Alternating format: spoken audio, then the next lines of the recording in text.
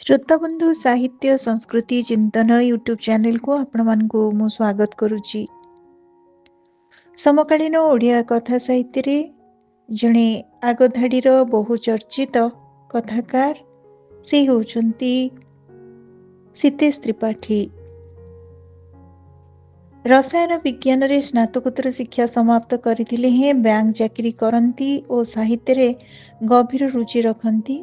कम लेख भल लेख, पाठक तुमको अपेक्षा करंतु एई लेखकीय दर्शन रे विश्वास करुथुबा श्री त्रिपाठी सृजन संभार मध्य रही फेरार मनीष, मित और सेई बुढ़ी लोक नाम तीनोटी गल्प पुस्तक, सुजने शुण कथासार अथवा विवर्तन, बुमेरांग, अबुझा राजा और एकांकिका त्रयी नाम पांचटी नाटक एवं मधुर मध्याह्न नाम एक कविता संकलन।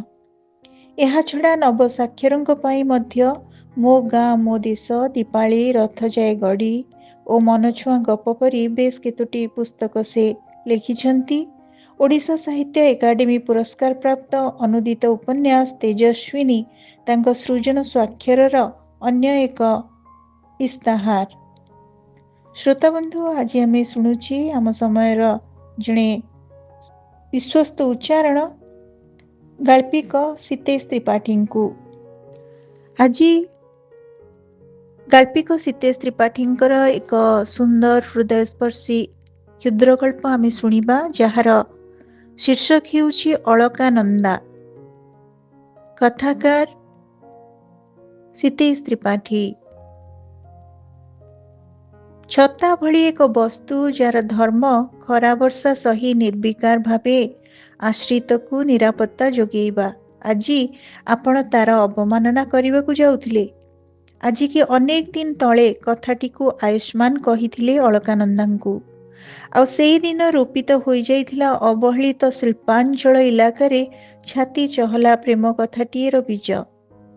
अलकानंदा छाती की दोहलेई देला दीर्घश्वास। राजधानीर सुदृश्य सुव्यवस्थित घरटी भितरे आयुष्मान का चंदन माल पिंधा तैलचित्र सम्मुखरे छिड़ा हुई तैलचित्र को निर्निमेष नयन रे चाहिथिबा ढळ ढळ आयत चक्षु जुगल रे तांकर भरी आसिला लुह। आयुष्मान का सह प्रथम वार्तालापर रोमांच बंदी होई रही जाइछि अलकानंदा स्मृतिर फरुआ भितरे अनेक वर्ष तले। सेदिन पुष मासिया आकाश रे अदिन कुणियासम अदिनिया मेघ, सुखिला घड़घड़ी आउ बिजुलीर चमक भितरे शिल्पांचल मने हेउथाय उदास। अचानक मेघर दायरु रक्षा पाइबा लगी शिल्पांचल भितरे श्रमिक विद्यापीठ संलग्न पाठागार बारंडा को उठी आसी मेघ झाड़ीबा को अपेक्षा करिथिबा मनीषंक भितरु केही जणी कहिदेला, शीत दिनटारे शीत तो ठीक भावे पड़िलानी, ता उपरे पुणी ए अदिनिया मेघ। जान, अब्दुल भाई चाषीकूल दुख बढ़िला।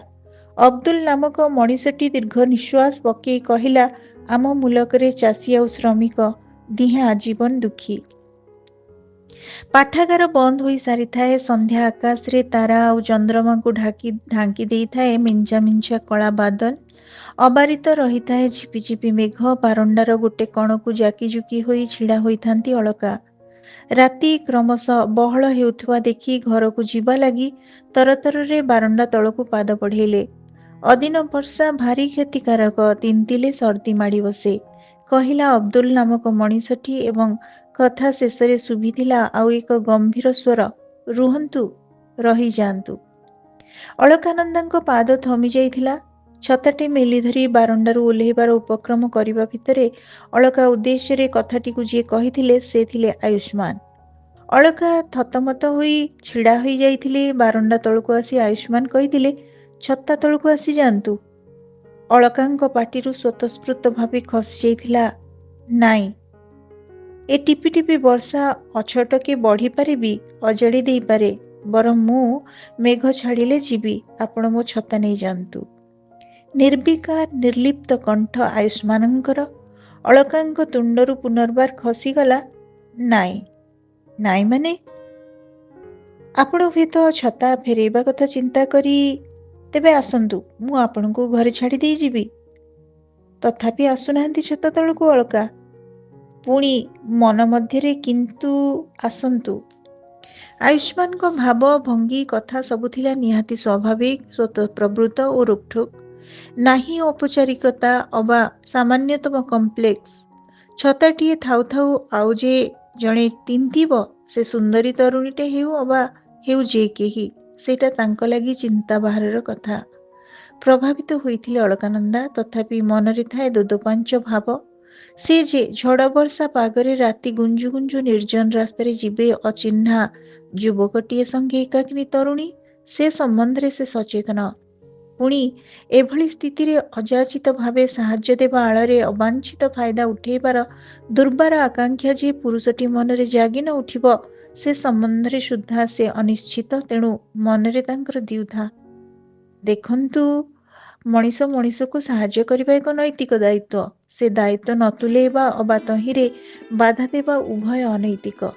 ଏତିକି କହିବା ପରର କଥା ପଦକରେ ଆୟୁଷ୍ମାନ ଶୁଭିଥିଲେ ଶିକ୍ଷକ ସୁଲଭ ଅବା ଗାର୍ଜନ ସୁଲଭ କଡ଼ା। ଛତା ତଳକୁ ଆସନ୍ତୁ, ନଚେତ୍ ଛତା ନେଇଯାଆନ୍ତୁ। କେବେ ସୁଦ୍ଧା ଅଳକା ଅନୁଭବ କଲେଣି ଅଚିହ୍ନା ମଣିଷଟି ଯିଏ ବି ହୁଅନ୍ତୁ ଏକ ଭିନ୍ନ ମଣିଷ।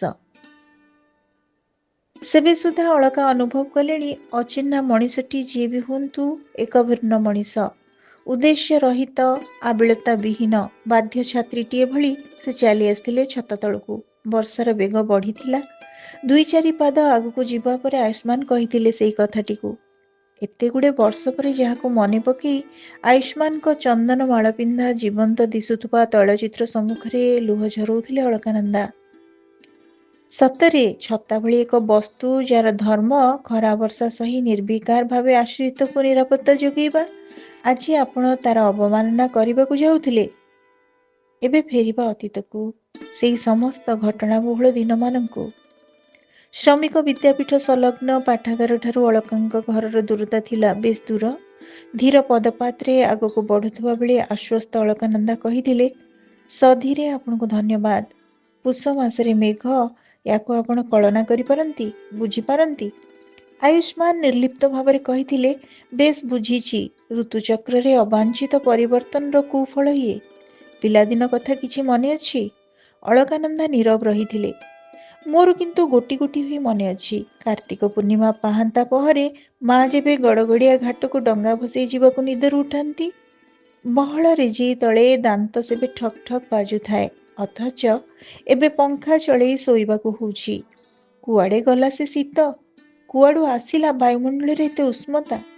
ଅଦିନିଆ ମେଘ, ବଜ୍ର ଘଡ଼ଘଡ଼ି, ଏ ଅବ୍ୟବସ୍ଥା ପାଇଁ ଦାୟୀ କିଏ? ଯନ୍ତ୍ରଚାଳିତବତ୍ ମୁଗ୍ଧ ଅଳକାନନ୍ଦା କହିଥିଲେ, ଦାୟୀ ମୁଁ, ଦାୟୀ ଆପଣ, ଦାୟୀ ଆମେ ସମସ୍ତେ। ଦାୟୀ ଗୋଟାଏ ନିଶା। ପ୍ରଗତି ନାଁରେ ଯାନ୍ତ୍ରିକତା ପଛରେ ଆଣ୍ଠୁ ଗଣ୍ଠି ଛିଡ଼େଇ ଧାଇଁବାର ନିଶା। ସମସ୍ତେ ଧାଇଁଛନ୍ତି ଅନ୍ଧଗଳିରେ ଗୋଟାଏ ଅମୁହା ଦେଉଳକୁ। ପ୍ରକୃତିର ପ୍ରତିକୂଳରେ ପ୍ରକୃତିକୁ ଦଳିମ କରିଛି। ସନ୍ତୁଳନ ବିପର୍ଯ୍ୟସ୍ତ, ପରିବେଶ ଦୂଷିତ, ଆଉ ତାରି ଭିତରେ ଆମେ ଧାଇଁଛୁ ଶୀତଳତାରୁ ଉଷ୍ମତାକୁ, ସୃଷ୍ଟିରୁ ଧ୍ୱଂସ ଆଡ଼କୁ। ଆୟୁଷ୍ମାନ କ'ଣ ଭାବି କେଜାଣି ନୀରବି ଯାଇଥିଲେ। ବାକିତକ ରାସ୍ତା କଟିଥିଲା ନୀରବତା ଭିତରେ। ମୁଗ୍ଧ ଭାବେ ଅତି ସମ୍ଭ୍ରମ ସହକାରେ ଆୟୁଷ୍ମାନ କେବଳ ପଚାରି ଦେଇଥିଲେ, ନାମ? ଅଳକାନନ୍ଦା କହିଥିଲେ, ଅଳକା। ଆଉ ଆପଣ? ଆୟୁଷ୍ମାନ। ଘର ପାଖାପାଖି ହବ ସୁଦ୍ଧା ମେଘ ଥମି ଯାଇଥିଲା। ଦୂରରୁ ଦେଖାଇ ଅଳକା କହିଥିଲେ, ହେଇ ନାକ ସିଧା ସେଇ ଯୋଉ ଢାଉ ରଙ୍ଗର ଖିରପୋଲି ଘରଟି, ସେଇଠି ରୁହନ୍ତି ମୋ ବଡ଼ ଭାଇ ଆଉ ମୁଁ। ବାପ ମା? ଶୁଣିଛି ଭାଇ ମୁହଁରୁ। ମୋତେ ଜନ୍ମ ଦେଲା ପରେ ମା ଏବଂ ତା ବର୍ଷକ ପରେ ବାପା। ଓହୋ। ଆୟୁଷ୍ମାନ ବୁଝି ଯାଇଥିଲେ। ପ୍ରସଙ୍ଗ ବଦଳେଇ ପଚାରିଥିଲେ, ଗାଁ? ଆମର ଗାଁ ନାହିଁ। ଅଳକାନନ୍ଦଙ୍କ ସ୍ୱର ଶୁଭୁଥିଲା କାନ୍ଦ କାନ୍ଦ। ଘର ଆସିଯାଇଥିଲା। ମେଘ ପୂରାପୂରି ଥମି ଯାଇଥିଲା। ଆୟୁଷ୍ମାନଙ୍କ ଅନ୍ତର ଭାବନା ଆୟୁଷ୍ମାନଙ୍କୁ ଜଣା। କାହିଁକି କେଜାଣି ସେ ଛତାଟିକୁ ଅଳକାଙ୍କୁ ଧରେଇ ଦେଇ କହିଥିଲେ, ଆପଣଙ୍କ ସାହଚର୍ଯ୍ୟ ହେତୁ ଶୀତର ଏ ଅଦିନିଆ ମେଘଳ ସନ୍ଧ୍ୟାଟି ମୋତେ ଖୁବ୍ ମୁଗ୍ଧ ଅନୁଭବଟିଏ ଦେଲା। ସ୍ମୃତି ହୋଇ ରହିବ ମୋ ଭିତରେ। ଛତାଟି ଆପଣଙ୍କ ପାଖେ ରହୁ ସ୍ମୃତିଟିଏ ହୋଇ। ରହିଛି, ରହିଛି। ଅଳକାନନ୍ଦଙ୍କ ହୃଦୟତନ୍ତ୍ରୀରୁ ଅନୁରଣିତ ହେଲା ଏ ସ୍ୱର ଓ ସେ ଆୟୁଷ୍ମାନଙ୍କ ତୈଳଚିତ୍ର ପାଖକୁ ଗଲେ। ନିଜ କୋଠରୀ ମଧ୍ୟକୁ ଆଲମିରାରୁ ଛତାଟିଏ କାଢ଼ିଲେ। ଛତାଟିକୁ ଛାତିରେ ଜାକି ଧରିଲେ କିଛି କାଳ। ଛଳ ଛଳ ହେଲେ, ସାଇତି ରଖିଲେ ବନ୍ଦ ଆଲମିରା ଭିତରେ। ତାଙ୍କ ପାଖେ ଛାଇ ଭଳି ରହୁଥିବା ବୁଦ୍ଧିମତୀ ଝିଅଟି ତାଙ୍କ ମନ ବୁଝି କହିଛି, ବନ୍ଦ ଆଲମିରା ବଦଳରେ ପାରଦର୍ଶୀ କାଚର ବାକ୍ସଟିଏ ବରାଦି ତହିଁରେ ସାଇତି ରଖିବା ଲାଗି ସ୍ମୃତିର ସ୍ମାରକୀ ଭାବେ ଆୟୁଷ୍ମାନ ଛତାଟିକୁ ଅଳକାନନ୍ଦାଙ୍କ ମନ ମାନି ନାହିଁ। ଯେଉଁ ମହାର ସ୍ମୃତି ଏକାନ୍ତ ଭାବେ ତାଙ୍କର, ଯାହା ତାଙ୍କ ଆବେଗର ନିଭୃତ ଚୌହଦୀରେ ସାଇତି ହୋଇ ରହିଛି, ତାକୁ ସେ ପ୍ରଦର୍ଶନୀର ସାମଗ୍ରୀ କରିବାକୁ ଚାହିଁନାହାନ୍ତି। ଫେରିଲେ ଆୟୁଷ୍ମାନଙ୍କ ତୈଳଚିତ୍ର ସମ୍ମୁଖକୁ ତାଙ୍କ ଆଖି ସତେକି ପଚାରୁଥାଏ, ଏଇ ମନେ ଅଛି? ପାଠାଗାର ପରିସରରେ ଦେଖା ହୁଏ ବାରମ୍ବାର, ଯେତେଥର ଦେଖା ହୁଏ ସେତେଥର ମନେ ହୁଏ ବୌଦ୍ଧିକ ଆସର, ଯେଉଁ ଆସରର ଅଂଶୀଦାର ତଥା ହିତାଧିକାରୀ ମାତ୍ର 2 ଜଣ, ଆୟୁଷ୍ମାନ ଆଉ ଅଳକାନନ୍ଦା। ଦୃଷ୍ଟିଭଙ୍ଗୀରେ ସମାନତା, ନିରୀକ୍ଷଣରେ ଗଭୀରତା, ବିଶ୍ଳେଷଣରେ ସାନ୍ଦ୍ରତା ଉଭୟଙ୍କୁ କ୍ରମାଗତ ଭାବରେ କରୁଥାଏ ମୁଗ୍ଧ। ଦୁହିଁଙ୍କ ଲାଗି ପାଠାଗାର ପରିସର ପାଲଟେ ବୌଦ୍ଧିକ ମିଳନର ପବିତ୍ର ପୀଠ। ଏମିତି ହେଲା, ଛୁଟିଦିନ ମାନଙ୍କରେ ପାଠାଗାର ନ ଖୋଲିଲେ ଅବା କୌଣସି କାରଣବଶତଃ ଅଗତ୍ୟା ଜଣେ ଆସି ନ ପାରିଲେ ଆର ଜଣକୁ ଲାଗିଲା ତା ଭିତର ସ୍ପୃହା ମରିଯାଇଛି, ସବୁକିଛି ଶୂନ୍ୟ ଲାଗୁଛି। ଦିନେ ଆୟୁଷ୍ମାନ ଅଳକାଙ୍କୁ ପଚାରି ଦେଇଥିଲେ ଗାଁ କଥା। କହିଥିଲେ, ଆମର ଗାଁ ନାହିଁ ବୋଲି କହିଲ ଯେ, ତାର ଅର୍ଥଟି କ'ଣ? ଅଳକାନନ୍ଦା ଗୁମ୍ ମାରି ଯାଇଥିଲେ ଅପ୍ରତ୍ୟାଶିତ ପ୍ରଶ୍ନଟି ଶୁଣିଦେଇ। ଆୟୁଷ୍ମାନ ପ୍ରଶ୍ନ ଦୋହରାନ୍ତେ ବ୍ୟଥିତ ଭାବରେ କହିଥିଲେ, ଅଳକା, ସେ କଥା ଶୁଣିଲେ କଷ୍ଟ ପାଇବେ। ନାଇଁ, ବରଂ ଜଣେ ବନ୍ଧୁ ଭାବେ କଷ୍ଟ ସେୟାର କରିବି। ପ୍ରଥମ ଥର ଲାଗି ଅଳକାନନ୍ଦାଙ୍କ ଡାହାଣ ହାତ ପାପୁଲି ନିଜ ହାତରେ ତୋଳି ଧରି ଉତ୍ସୁକ ଭାବେ ଚାହିଁ ରହିଥିଲେ ଆୟୁଷ୍ମାନ। ସେଇ ଥିଲା ପହିଲି ସ୍ପର୍ଶର ପହିଲି ପୁଲକ। ତାପରେ ଅଳକାନନ୍ଦାଙ୍କ ଠାରୁ ଆୟୁଷ୍ମାନ ଶୁଣିଥିଲେ ଓ ଥରି ଉଠିଥିଲେ। ସେ କଥା ସବଳର ଦୁର୍ବଳକୁ ଗ୍ରାସ କରିଯିବାର କଥା। ଦୀର୍ଘ ନିଶ୍ୱାସ ପକାଇ କହିଥିଲେ, ଅଳକା, ତେଣିକି ସ୍ମୃତିର ଉଜାଣି ସମୟ ସାଗର ସୁଅରେ ବିପରୀତରେ ତାଙ୍କୁ ବାହି ନେଇଥିଲା ନିଜ ଗାଁ ମାଟିକି ଆବେଗର ଭରା ଢେଉ କାଟି। ମୋ ଗାଁ ମଲ୍ଲୀପୁର। ମୋ ଗାଁର ମାଟି ପାଣି ପବନରେ ମୁଁ ପାଉଥିଲି ମଲ୍ଲୀ ଫୁଲର ବାସ। ମୋ ଲାଗି ମୋ ଗାଁ ନଈ ଗାଁ। ମୋ ଗାଁ ନଈକୂଳ ଆମ୍ବ କଦମ୍ବ ତୋଟାରେ ନିତ୍ୟ ରାସ ରଚୁଥାନ୍ତି ରଙ୍ଗ ବେରଙ୍ଗର ପକ୍ଷୀ। ମତେ ଲାଗୁଥିଲା ମୋ ଗାଁ ଦିଗନ୍ତରେ ସୂର୍ଯ୍ୟ ଉଇଁ ସବା ଆଗେ। ମୋ ଗାଁ ଦେଉଳରେ ବିଜେ ସ୍ୱୟଂ ଜଗନ୍ନାଥ, ଆଉ ମୋ ଗାଁ ଲାଗି ଶ୍ରୀକ୍ଷେତ୍ର। କେତେ ସରଳ, କେତେ ନିଷ୍କପଟ ମୋ ଗାଁ ଲୋକ, ଅଥଚ କେଇ କ୍ଷଣର ନୀରବତା ଆବେଗର ସମ୍ମୋହନ ଚରମରେ ସେବେ ସେଇ ସମ୍ମୋହନ ଜାଲରେ କବଳିତ ସୁଦ୍ଧା ଆୟୁଷ୍ମାନ। ନୀରବତା କଟିଲା, ଅଳକାନନ୍ଦା କହୁଥାନ୍ତି, ଅଥଚ କିଡ଼େ ସ୍ୱାର୍ଥପର ଥିଲା ସରପଞ୍ଚ ଗୋବିନ୍ଦ ଚୌଧୁରୀ। ଗାଁ ଉପରମୁଣ୍ଡ ଜମିତକ ତାର। ସରକାରୀ ନାଳକୁ ବନ୍ଧେଇ ପାଣିତକ ଏକଚାଟିଆ କରୁଥିଲା ଦେହ ସହିଲାନି ଭାଇର। ଭୟାଳୁ ଗ୍ରାମବାସୀ ଭିତରେ ଜଳୁଥିଲେ ମାତ୍ର ଉପରକୁ ବରଫ ଭଳି ଥଣ୍ଡା। ଏକଲା ଭାଇ ପ୍ରତିବାଦ କଲା, ସରପଞ୍ଚର ଶତ୍ରୁ ସାଜିଲା। କ୍ଷମତାସୀନ ସରକାରୀ ଦଳର ସରପଞ୍ଚ, ପ୍ରଶାସନ, ପୋଲିସ ସବୁ ଚୌଧୁରୀର ହାତ ବାରିସି। ଭାଇର ପ୍ରତିବାଦ ଯେତେ ନ୍ୟାୟୋଚିତ ହେଲେ ସୁଦ୍ଧା କେହି ନ୍ୟାୟ ଦେଲେ ନାହିଁ। ଚୌଧୁରୀ ରାଗରେ ଜଳୁଥାଏ, ସୁଯୋଗ ଗୁଣ୍ଡୁଥାଏ। ତା ଖଳାବାଡ଼ିରେ ରହୁଥାଏ ଯେ ହଳିଆ, ତାରି ଅନ୍ଧୁଣୀ ଝିଅକୁ ଚୌଧୁରୀର ଲଫଙ୍ଗା ପୁଅ ଅନ୍ତଃସତ୍ତ୍ୱା କଲା। ଗାଁରେ ପଞ୍ଚାୟତ ବସିଲା। ସରପଞ୍ଚ ଚୌଧୁରୀ, ତାରି ଧମକରେ ହଳିଆ ନୀରବ ଅନ୍ଧୁଣୀ ଝିଅ। ଜୀବନ ଭୟରେ ସେ ମିଥ୍ୟା ସାକ୍ଷ୍ୟ ଦେଲା ପଞ୍ଚାୟତ ପାଖେ। ଭାଇ ମୁଣ୍ଡରେ ଅଠା ବୋଳିଦେଲା ତା ସାକ୍ଷ୍ୟ। ସେଇଦିନ ରାତି ଅଧରେ ଚୌଧୁରୀର ଗୁଣ୍ଡା ହଳିଆର ଚାଳିଆ ଘର କବାଟ ବାହାରକୁ କିଳି ଦେଇ ଜାଳିଦେଲେ। ଝାଟିମାଟି ଘର ସହ ପୋଡ଼ି ପାଉଁଶ କରିଦେଲେ ଚାରି ପରାଣୀକୁ। ସେ ପାଉଁଶ ସହ ପାଉଁଶ ହୋଇଗଲା ଗୋଟିଏ ଭୟଙ୍କର ସତ୍ୟ ଓ ଭାସିଗଲା ଗାଁ ନଈର ଖରସ୍ରୋତରେ ଆଉ ହଜିଗଲା। ସାକ୍ଷୀ ଥିଲେ ଯେ ଚୈତ୍ର ଆକାଶର ଚନ୍ଦ୍ର ତାରା, ସେମାନେ ସୁଦ୍ଧା ଲାଜରେ ହୁଏତ ମୁହଁ ଛପେଇ ଦେଇଥିଲେ କଳା ବାଦଲର ଆଢୁଆଳରେ। ପରଦିନ ହିଁ ପଞ୍ଚାୟତର ନିର୍ମମ ଆଦେଶରେ ଆମକୁ ସବୁଦିନ ପାଇଁ ଗାଁ ଛାଡ଼ିବାକୁ ହେଲା। କ୍ରୁଦ୍ଧ ଗ୍ରାମବାସୀ ଆମ ପୁରୁଷର ଭିଟାମାଟି ଓ ଘରକୁ ମାଟିରେ ମିଶେଇ ଦେଲେ। ସେଇ ପ୍ରଥମ ଥର ଲାଗି ପୁଣି ଶୋକ ଜର୍ଜର ଅଳକାନନ୍ଦାଙ୍କ ମଥାକୁ ନିଜ କାନ୍ଧ ଉପରକୁ ଆଉଜେଇ ଆଣି ବୋଧ ଦେଇଥିଲେ ଆୟୁଷ୍ମାନ। ଝିଅନ୍ତା ମଣିଷ ଜଣକ ଏବେ ତୈଳଚିତ୍ର। ଅଳକା ବହୁବେଳ କଥା ହୁଅନ୍ତି ତାଙ୍କ ସହ। ଦୁନିଆ ପାଇଁ ମୃତ ଆୟୁଷ୍ମାନ ଜୀବନ୍ତ ଅଳକାଙ୍କ ପାଇଁ ଚେତନାରେ ସୂକ୍ଷ୍ମ ଅଥଚ ଶକ୍ତ ନିଷ୍ପତ୍ତି ନେବାରେ ଉପଲବ୍ଧିରେ ତାଙ୍କ ସହ ଏକାତ୍ମ।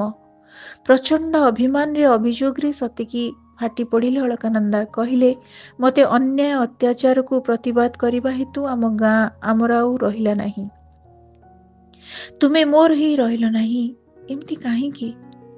କେଇ କ୍ଷଣର ନୀରବତା ପୁଣି ମୁହଁ ତୋଳିଲେ ଅଳକା ହେଇ। ଆଉ ଏକ ନିର୍ଣ୍ଣାୟକ ଦିନର କଥା ତୁମେ ଭୁଲି ନଥିବ ତ? ତୈଳଚିତ୍ର ଭିତରୁ ସତେକି ସେ ଶୁଣିଲେ ଆୟୁଷ୍ମାନ କହୁଛନ୍ତି, କେମିତି ଭୁଲି ପାରିବି ମ? ସେଇ ଦିନର ନିର୍ଣ୍ଣୟ ଥିଲା ପରା ଆମ ଦିହିଙ୍କ ଜୀବନରେ ସର୍ବଶ୍ରେଷ୍ଠ ମୋଡ଼। ସଲ୍ଲଜ ସ୍ମିତ ହାସ୍ୟ ଉକୁଟିଲା ଅଳକାନନ୍ଦାଙ୍କ ଓଠରେ। ସ୍ମୃତିର ଫ୍ଲାସବ୍ୟାକ୍ରେ ସ୍ପଷ୍ଟ ଏବେ ସେଇ ଦୁର୍ମୂଲ୍ୟ ମୁହୂର୍ତ୍ତର ଦୃଶ୍ୟ। ଶିଳ୍ପାଞ୍ଚଳର ସର୍ବଜନପ୍ରିୟ ଶକ୍ତିଶାଳୀ ଶ୍ରମିକ ନେତା ଅନିର୍ବାଣ ରାଉତରାୟଙ୍କ ସମ୍ମୁଖରେ ତେଜସ୍ୱୀ ତରୁଣ ଆୟୁଷ୍ମାନ। ଅନିର୍ବାଣ ଯାହାଙ୍କ ଜୀବନ ନାଟିକା ହେଲେ ଅଲିଅଳ ଭଉଣୀ ଅଳକାନନ୍ଦା। ସେଇ ପିତୃତୁଲ୍ୟ ବଡ଼ ଭାଇ ଅନିର୍ବାଣ କହୁଛନ୍ତି ଆୟୁଷ୍ମାନଙ୍କୁ, ଯୁବକ, ଜୀବନକୁ ଦୁନିଆକୁ ଅତି ପାଖରୁ ମୁଁ ଦେଖିଛି, ଭୋଗିଛି, ତେଣୁ ଜୀବନ ପ୍ରତି ମୋର ମୋହ ନାହିଁ। ଗୋଟିଏ ମାତ୍ର ସ୍ୱପ୍ନ ଲାଗି ମୁଁ ବଞ୍ଚି ରହିଛି, ନନ୍ଦାକୁ ସୁଖୀ ଦେଖିବାର ସ୍ୱପ୍ନ। ତୁମ ଦିହିଙ୍କି ଅଳିକୁ ସମ୍ମାନ ଦେଇ ତୁମକୁ ନନ୍ଦାର ପତି ରୂପେ ବରଣ କରିନେଲେ ତୁମେ କ'ଣ ମୋ ସ୍ୱପ୍ନକୁ ସାର୍ଥକ କରିପାରିବ? କୋଉ ସୁଖର ସ୍ୱପ୍ନ ଦେଖନ୍ତି ଆପଣ? ଆୟୁଷ୍ମାନ ପଚାରିଲେ। ଜୀବନ ଜୀଇବାର ସୁଖ। ଶୁଣିଛି ଶ୍ରମିକ ବିଦ୍ୟାପୀଠରେ ତୁମେ ଶିକ୍ଷକତା କର, ମାତ୍ର ଦରମା ନିଅନି। ସୁଖର ସଂଜ୍ଞା ନିରୂପଣରେ ତ୍ରୁଟି କରୁଛନ୍ତି ଆପଣ। ହର୍ଷବର୍ଦ୍ଧନ ସାମନ୍ତରାୟଙ୍କ ନାମ ଶୁଣିଛନ୍ତି କି?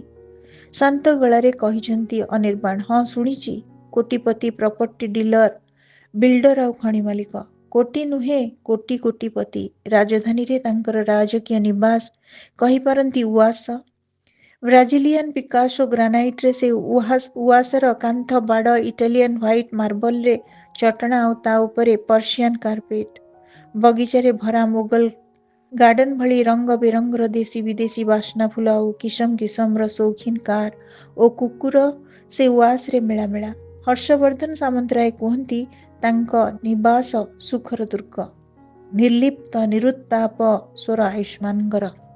ଅନିର୍ବାଣ ତାଗିଦ କଲା ପରି ପଚାରୁଛନ୍ତି, ମାତ୍ର ଏସବୁରେ ମୋର ଅବା ମୋ ଭଉଣୀର କି ସମ୍ପର୍କ?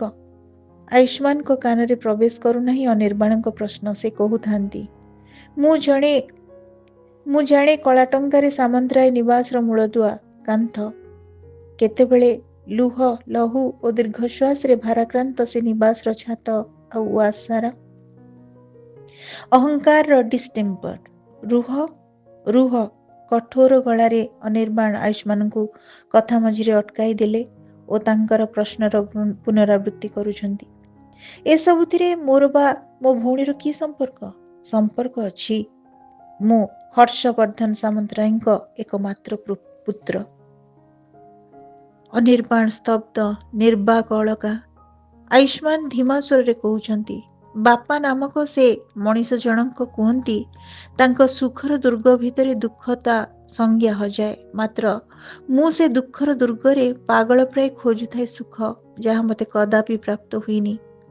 ଅହଙ୍କାରର ଦୁର୍ଗ ଉପରେ ଦିନେ ଚଢ଼ଉ ହେଲା।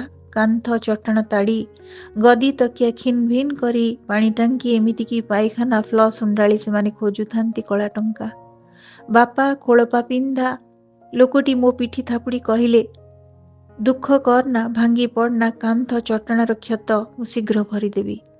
ମୁଁ ପଚାରିଲି, ଆଉ ମନର କ୍ଷତ?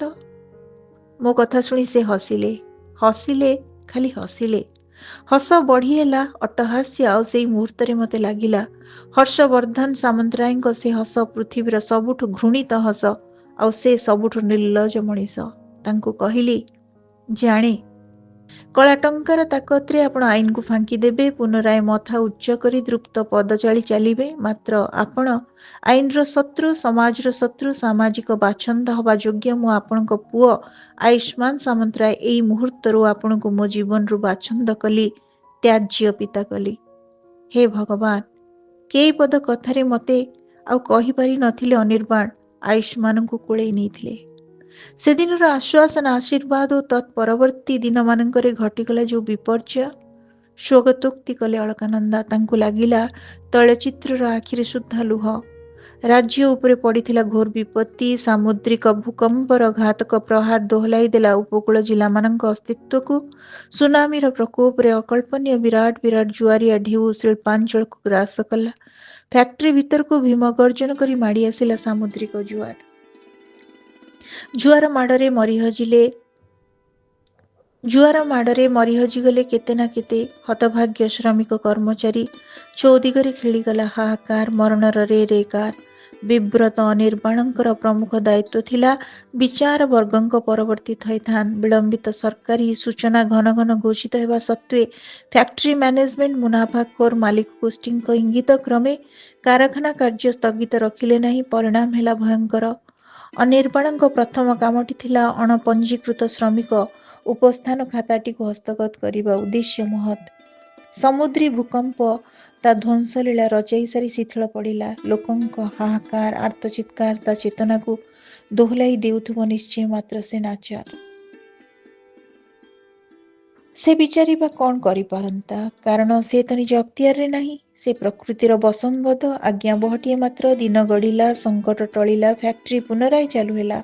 मात्र अनिर्बाणंक आशंका सुद्धा सत्य हेला। फैक्ट्री भितरे जुआर माड़े मृत अणपंजीकृत कर्मचारी क्षतिपूरण राशि देवा लगी मालिक गोष्ठी सामान्यतम आग्रह प्रकाश कले नहीं। मैनेजमेंट रोकठोक कहीदेले सतर्क सूचना हेतु कौन कर्मचारी जुआर दिन फैक्ट्री मध्य को जाई नाहंती।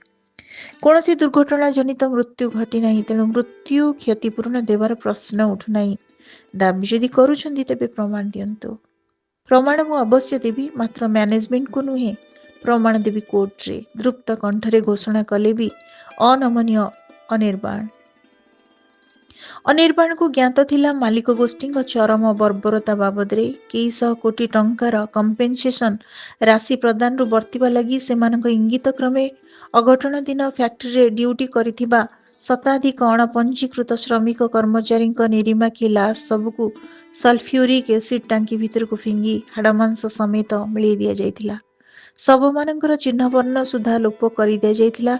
फैक्ट्री उपस्थान रेजिस्टर न मिलवा होइथाय मालिक गोष्ठीर मुंड व्यथार हेतु से निश्चित हेले अनिर्बाण कब्जारे सेमानक बयान विरोध में प्रत्यक्ष प्रमाण थिबो।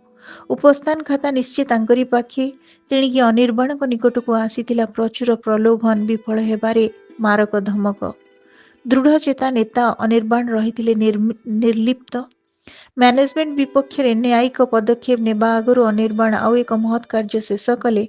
आयुष्मान सह अलकानंदा निराडंबर विवाह अनुष्ठान। हर्षवर्धन को पुत्र विवाह अनुष्ठान रे सामिल कराइबा लगी अनिर्बाण प्रस्ताव को विनम्र भावे प्रत्याख्यान कर देइथिले आयुष्मान। कहिथिले किए पिता? हर्षवर्धन सामंतराय एकमात्र परिचय से त्याज्य पिता।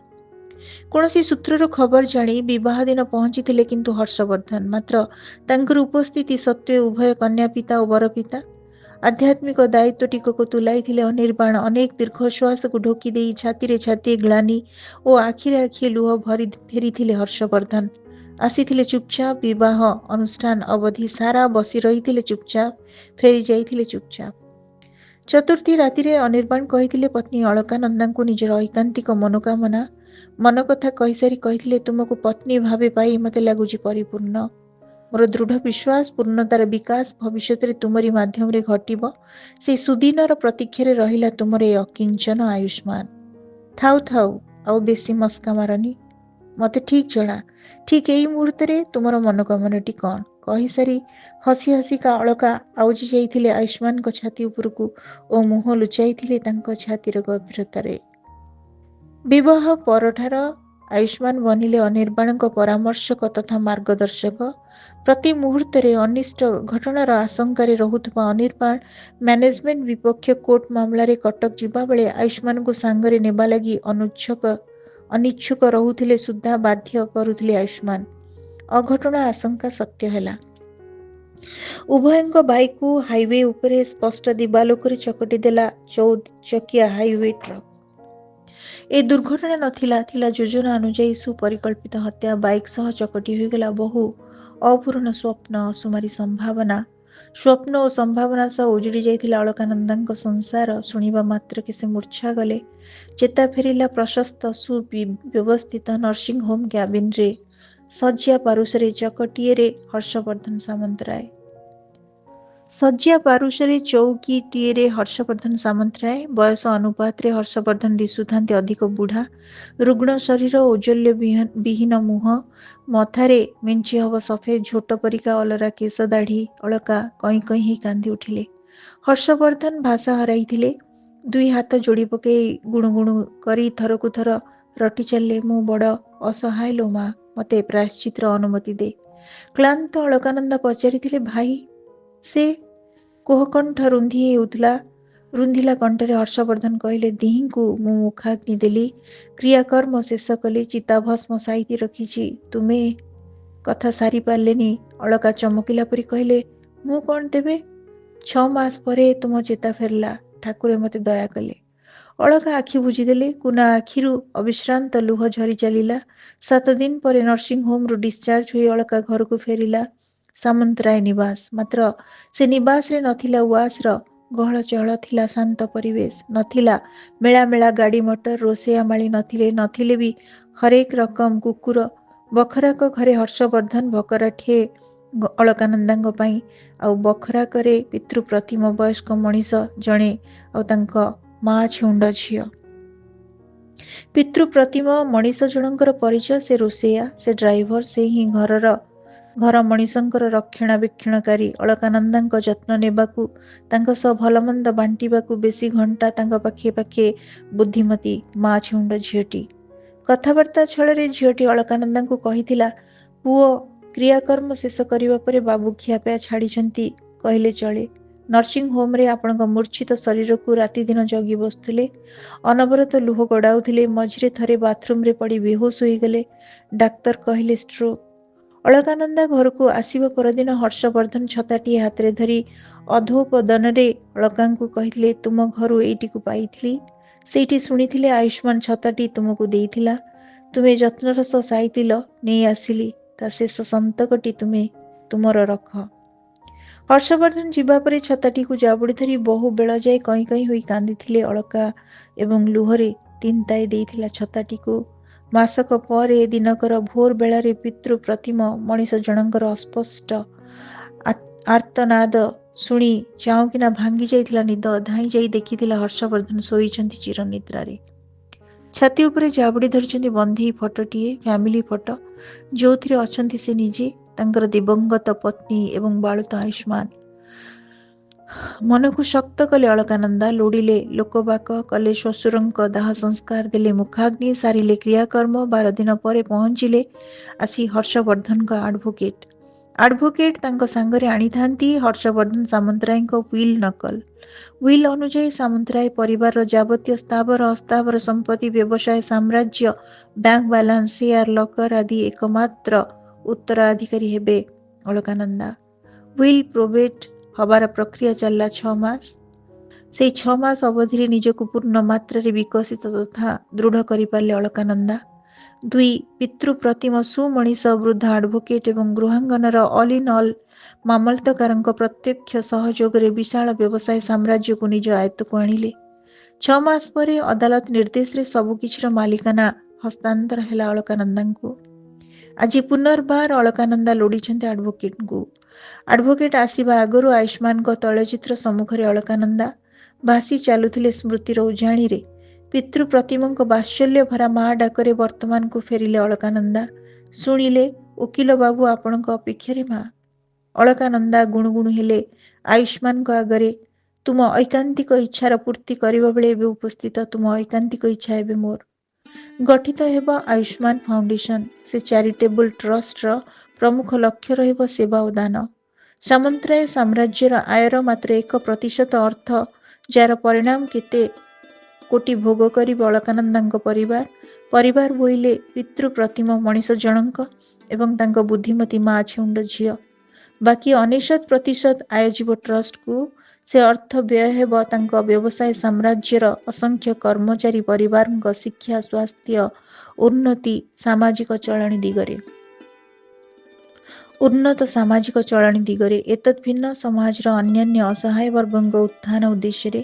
କ୍ଷୁଧା, ସେବା, ତ୍ୟାଗ ବାବଦରେ ଆୟୁଷ୍ମାନଙ୍କ ଚିନ୍ତାଧାରା ଓ ଭବିଷ୍ୟ ରୂପରେଖର କଳ୍ପନା ଯାହା ଥିଲା, ଆୟୁଷ୍ମାନଙ୍କ ଏକମାତ୍ର ଲକ୍ଷ୍ୟ, ସେ ସମସ୍ତ ଲକ୍ଷ୍ୟ ପୂରଣ ଦିଗରେ ବ୍ରତୀ ରହିବ ଏହି ଫାଉଣ୍ଡେସନ। ହେଇ ଶୁଣୁଛ ତ? ମୁଁ ନିଶ୍ଚିନ୍ତ ଯେ ତୁମେ ମୋ ପାଖେ ପାଖେ ଅଛ, ରହିବ ଆଉ ଦିଗ୍ଦର୍ଶନ ଦେଉଥିବ। ନୋହିଲେ ହାରିଯିବ ତୁମ ଅଳକାନନ୍ଦା। ମୋତେ ହାରିବାକୁ ଦବ ନାହିଁଟି? ଜାଣିଛି ଦବ ନାହିଁ। ଯିବା ଆଗରୁ ଆଲମିରାରୁ ଛତାଟିକୁ କାଢ଼ି ଆଉଁସି ଦେଲେ ଓ ଅଗ୍ରସର ହେଲେ ବୈଠକ ଖାନାକୁ, ଯୋଉଠି ତାଙ୍କୁ ଅପେକ୍ଷା କରୁଥାନ୍ତି ଦୁଇ ପିତୃ ପ୍ରତିମ ମଣିଷ। ଶ୍ରୋତାବନ୍ଧୁ, ଆଜି ଆମେ ଶୁଣୁଥିଲେ ଆମ ସମୟର ଜଣେ ବିଶିଷ୍ଟ କଥାକାରଙ୍କୁ, ସୀତେଶ ତ୍ରିପାଠୀଙ୍କୁ। ତାଙ୍କ ଗଳ୍ପର ଶୀର୍ଷକ ଥିଲା ଅଳକାନନ୍ଦା। ଆଜିର ଆମର ଏଇ ଅଡ଼ିଓଟି ଆପଣମାନଙ୍କୁ କେମିତି ଲାଗିଲା? ଆପଣମାନଙ୍କ ମତାମତ ଅପେକ୍ଷାରେ ରହୁଛି। ଧନ୍ୟବାଦ।